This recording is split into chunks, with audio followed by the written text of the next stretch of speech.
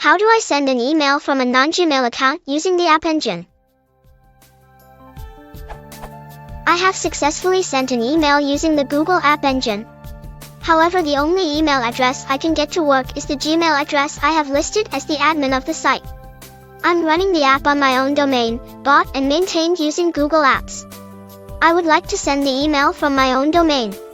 Here's the code, or something similar to it.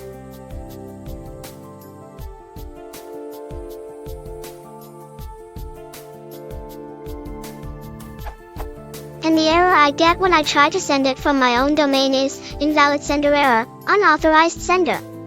I own the domain. I do in fact authorize using my domain to send the mail. I just need to know how to convince the Appengine that this is true.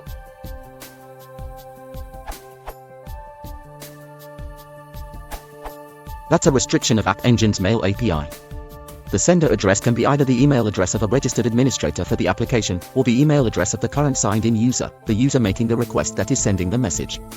If you've got Google Apps running on that domain, you should have, or be able to create, an @thatdomain.com email addresses that you can register as an administrator of the Appengine app in question, which will then let you send email from that address.